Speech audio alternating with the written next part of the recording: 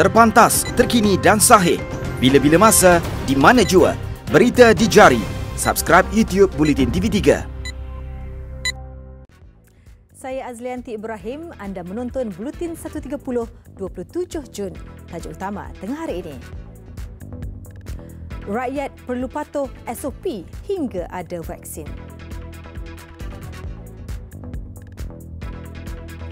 7,000 pengendali taska berdaftar bakal terima nilai geran sehingga RM5,000.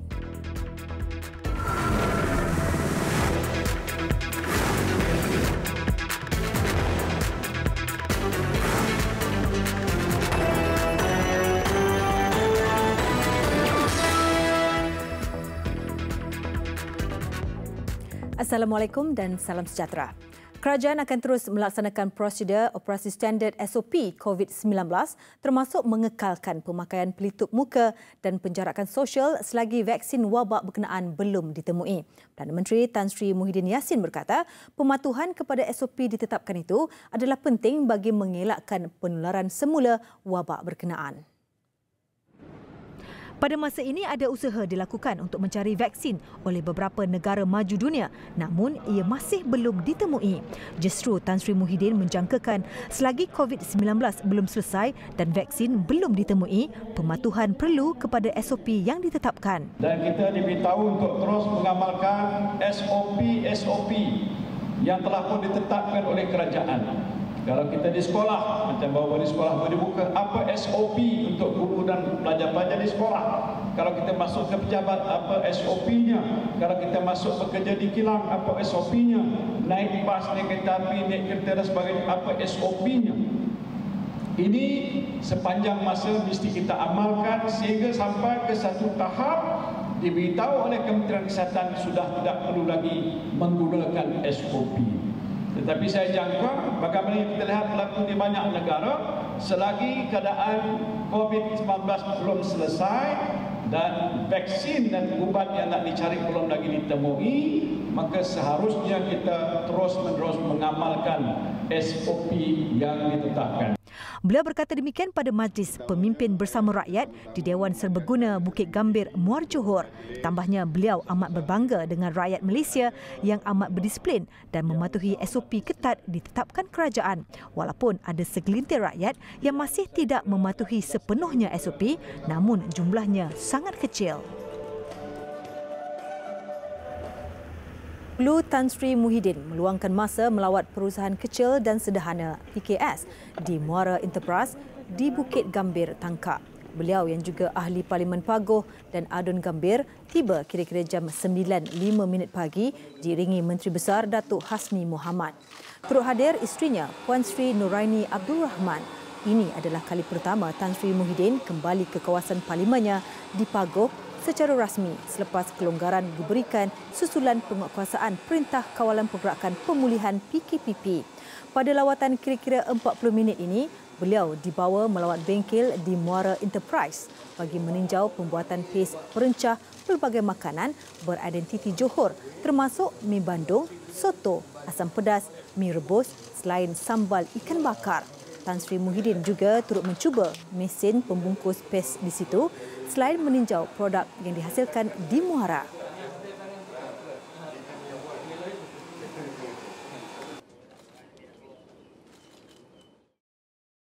Jimat sebanyak RM800 dan nikmati udara segar bersama keluarga anda di rumah dengan penyulin udara Kowe Lombok 2.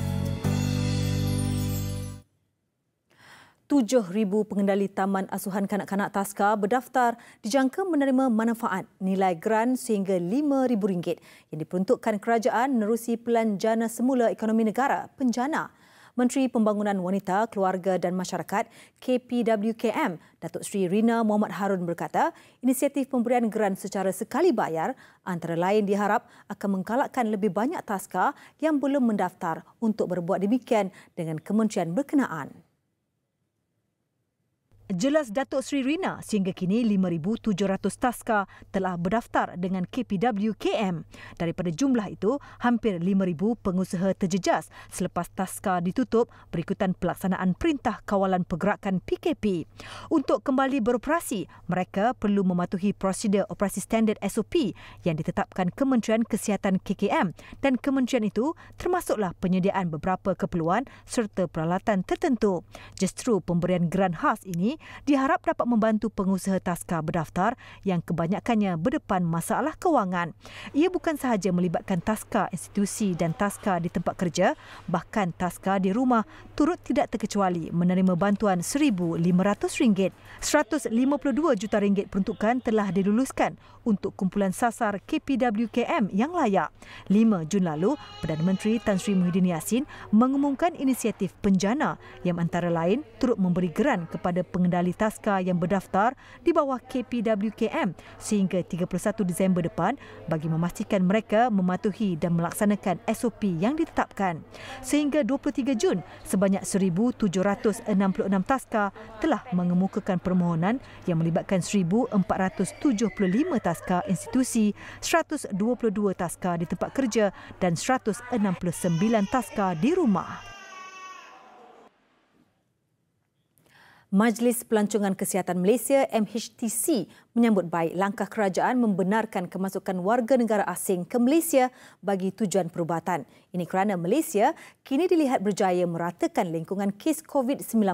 Purata kes sembuh meningkat 96%. Secara tidak langsung, keupayaan itu dapat meningkatkan kepercayaan kepada pelancong kesihatan untuk mendapatkan rawatan di Malaysia.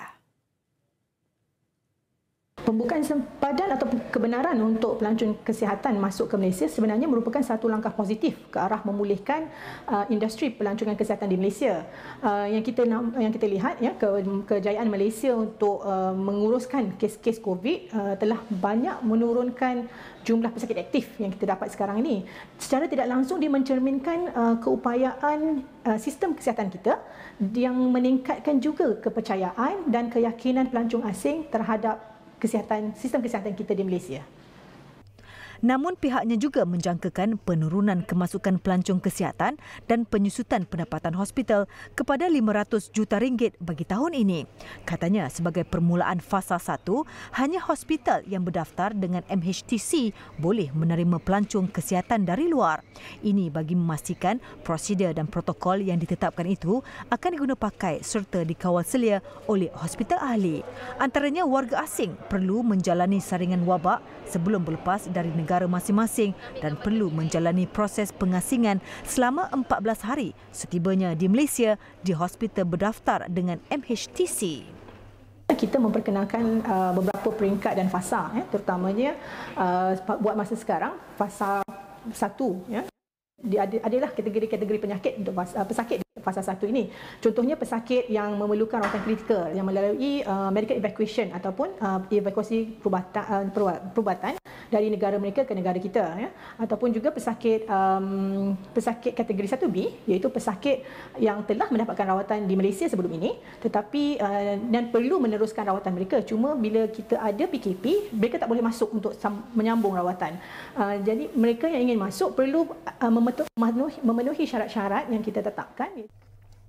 Selain itu, bagi memastikan keselamatan warga Malaysia dari penularan wabak pandemik, pihaknya bekerjasama dengan pelbagai pihak termasuk KKM, hospital ahli dan immigration untuk memastikan semua pihak maklum mengenai langkah tersebut.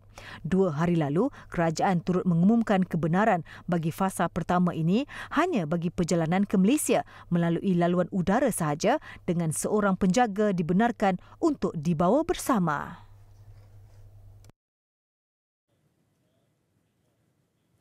Projek Membaik Pulih Sekolah Daif di Sarawak dengan peruntukan RM1 bilion akan dilaksanakan melalui 3 fasa. Ia bakal memberi manfaat kepada 436,000 murid di negeri berkenaan. Butirannya bersama wartawan Adib Uthman di Bau. Dana RM1 bilion itu merupakan dana khas hasil pembayaran awal hutang kerajaan negeri kepada kerajaan pusat. Bagi tahun ini, kerja baik pulih akan melibatkan sejumlah 93 buah sekolah. Sarawak sudah pun membayar kepada Kerajaan Persekutuan sejumlah 700 juta di mana daripada 700 juta ini sekolah-sekolah yang telah diperuntukkan untuk fasa pertama bayaran 350 juta tersebut 41 buah sekolah yang sudah pun dalam pembinaan dan ada sebahagiannya dalam proses perolehan. Fasa kedua pula akan melibatkan 52 buah sekolah, juga akan diperuntukkan 350 juta ringgit dan kini berada pada peringkat pra-tender. Untuk fasa ketiga, sejumlah 300 juta ringgit akan diperuntukkan, namun setakat ini kerja-kerja belum dimuktamadkan.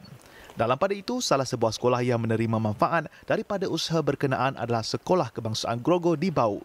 Penantian puluhan tahun untuk membina blok sekolah yang baru kini semakin hampir menjadi nyata.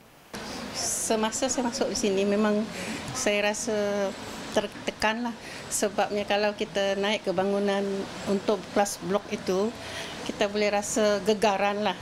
Contohnya kalau saya naik ke atas sebab saya biasa meronda waktu pagi, ada kelas yang sudah sending.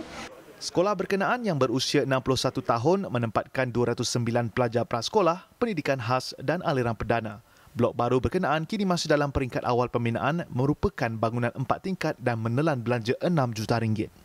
Usaha untuk membela nasib pelajar-pelajar sekolah daif di negeri ini, khususnya di kawasan pedalaman, perlu diperkasakan. Mereka seperti pelajar-pelajar lain di bandar, berhak untuk menikmati suasana pembelajaran yang sempurna dan perkara ini tidak boleh dikompromi. Laporan Adib Osman, TV3, Sarawak. Projek perumahan generasi kedua Felda di Chini 3, Chini Pahang yang terbengkalai sejak 2 tahun lalu akan dibina semula mulai September ini. Kelewatan itu kerana masalah kontraktor dan pelantikan syarikat yang terbabit memajukan projek berkenaan sudah ditamatkan. Masalah projek perumahan generasi kedua terbengkalai ini kami siarkan Khamis lalu selepas disuarakan penduduk ketika kempen pilihan raya kecil Don Chini. Isu ini kami ajukan kepada Menteri Besar Datuk Seri Wan Rosdi Wan Ismail. Kerajaan negeri katanya menyedari masalah itu dan pelbagai usaha sudah dilakukan bagi menyelamatkan projek terbabit.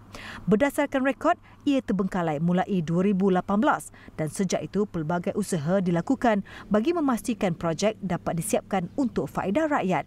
Berikutan itu, pada April lalu, Felda sudah meluluskan peruntukan 9.5 juta ringgit untuk meneruskan semula projek terbengkalai ini. Dan kita dapati ada masalah, kerajaan terus mengambil tindakan menamatkan kontraktor berkenaan supaya kontraktor baru dapat dilantik.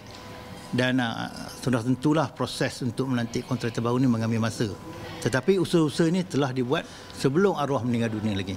Dan arwah telah pun berusaha untuk mendapatkan peruntukan sebanyak 9.5 juta untuk menyiapkan rumah sebanyak 29 unit. Dan bakinya sebanyak 71 unit akan disiapkan. Projek ini mula dibina pada akhir 2013 sebagai usaha membantu masalah perumahan generasi kedua Felda. Rumah teras 3 bilik tidur dan 2 tandas ini berharga RM90,000 seunit. Jabatan Perikanan Pulau Pinang merampas 720 bubu naga bernilai kira-kira RM72,000 yang terlibat dalam 22 kes berkaitan kegiatan menangkap ikan menggunakan kaedah yang tidak dibenarkan di perairan negeri sejak bulan lalu. Daripada jumlah itu, bulan Jun merekodkan jumlah kes tertinggi dengan 11 kes membabitkan rampasan 350 unit bubu naga. Semalam 14 unit bubu naga sepanjang 20 meter setiap satu dirampas dan seorang nelayan kelas A berumur 58 tahun yang sedang leka memasang bubu berkenaan ditahan di Kuala Sungai Cangkat seberang Perai Selatan. Penahanan nelayan itu merupakan tangkapan pertama tahun ini kerana kebiasaannya hanya bubu dirampas manakala nelayan sempat melarikan diri. Bubu naga dia memberi kesan negatif kepada sumber perikanan. Apabila penggunaan bubu naga ni dilaksanakan ataupun dilakukan oleh nelayan, semua anak-anak ikan, benih-benih ikan akan masuk ke dalam bubu naga dan kadang-kadang induk pun akan masuk. Jadi aspek kelestarian sumber perikanan tu memang terancamlah. Jadi kita ingin menegaskan bahawa kita nak memastikan sumber-sumber perikanan di negeri Pulau Pinang sentiasa terjaga. Harga bubu naga yang murah iaitu sekitar RM100 seunit dan hasil tangkapan lebih lumayan menjadi antara penyebab ia masih banyak digunakan biarpun pihak berkuasa sering menjalankan operasi bagi mengekang kegiatan itu. Berdasarkan maklumat, ada nelayan mendapatkan bekalan bubur naga dari China dan Thailand. Malah ada yang membelinya secara dalam talian kerana lebih mudah. Seorang lelaki dipercayai mabuk merempuh sebuah kedai makan dan menyebabkan seorang pelanggan cedera di Taman Melawati Selangor malam tadi. Dalam kejadian 8.30 malam itu, pemandu terbabit turut merempuh dua kereta lain menyebabkan kerusakan teruk. Saksi kejadian Nik Norizan Ali, 28 tahun, mendakwa dia dan suami Muhammad Izani Misfar alias Hussein, 42 tahun, terkejut mendengar bunyi dentuman kuat di persimpangan hadapan kedainya. Kemudian melihat Pro2 Myvi dari arah hadapan melanggar Pro2 Beza dipandu seorang wanita yang datang dari arah kiri menyebabkan kereta wanita itu berpusing. Kereta Myvi terbabit terbabas dan melanggar pula sebuah kereta yang diparkir di hadapan kedai sebelum merempuh kedai berkenaan. Pemandu lelaki itu dipercayai mabuk, ekoran terdapat 2 tin minuman keras di dalam kenderaannya. Sementara itu, Timbalan Ketua Polis Daerah Ampang Jaya, Superintendent Muhammad Azam Ismail mengesahkan kejadian dan suspek telah ditahan untuk siasatan lanjut. Besar impaknya. Selepas hasilnya, Pantas menampilkan prosiding ini secara dalam keuangan maya. Berita di jari. Subscribe YouTube Bulletin TV3. Laporan antarabangsa. Tabung Kewangan Antarabangsa IMF mengumumkan akan memberi bantuan kewangan kepada Myanmar dan Mesir yang bergelut untuk menangani kesan ekonomi akibat pandemik COVID-19. Perkara itu dimaklumkan Timbalan Pengarah Urusan IMF Mitsuhiro Furusawa. Untuk Myanmar, pembiayaan kecemasan $356.5 juta Amerika diluluskan. Sektor pelancongan dan kiriman wang merudum selain gangguan rantaian bekalan di negara itu. Dana berkenaan akan membantu menangani keperluan kewangan mendesak serta menjadi pemangkin sokongan daripada rakan pembangunan. Kira-kira $118.8 juta Amerika akan disalurkan daripada kemudahan kredit pantas dan baki $237.7 juta lagi daripada instrumen pembiayaan pantas. Sementara itu, pakej kewangan setahun $5.2 bilion Amerika diluluskan untuk Mesir. Ia pembiayaan susulan kepada bantuan kecemasan $2.8 bilion Amerika yang diluluskan sebulan lalu. Menurut IMF, Kahirah mempunyai rekod kukuh dalam pelaksanaan reformasi ekonomi di bawah program yang disokong pembiayaan sejak 4 tahun lalu. Dan pinjaman baru itu akan membantu negara itu bertapak dengan teguh ke arah pemulihan. Bantuan itu akan memfokus terhadap perbelanjaan kesihatan dan sosial terlebih dahulu selain kestabilan kewangan bagi mengatasi inflasi.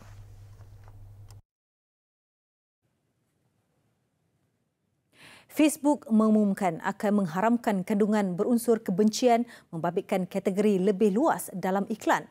Ia sebagai respon kepada peningkatan bantahan terhadap cara gergasi media sosial itu menangani hantaran negatif. Ketua Eksekutif Mark Zuckerberg berkata, Facebook juga akan menambah tag atau penanda ke atas hantaran yang mempunyai nilai berita namun melanggar peraturan platform. Inisiatif itu diambil susulan peningkatan boikot oleh pengiklan terhadap kandungan yang mempromosikan keganasan, kebencian atau diskriminasi. Dasar baru itu termasuk melarang sebarang dakwaan berkaitan kaum, etnik, agama, identiti jantina yang berpotensi memberi ancaman kepada keselamatan fizikal, kesihatan atau kelangsungan hidup sejagat. Dalam pada itu, platform berkenaan turut memperluaskan dasar untuk melindungi migran, pelarian serta penerima suaka dengan lebih baik berbanding paparan yang berunsur penghinaan. Langkah yang diambil Facebook juga sedikit sebanyak dipengaruhi insiden rusuhan akibat pembunuhan lelaki Afrika Amerika George Floyd pada 25 Mei lalu oleh polis Minneapolis. George Floyd!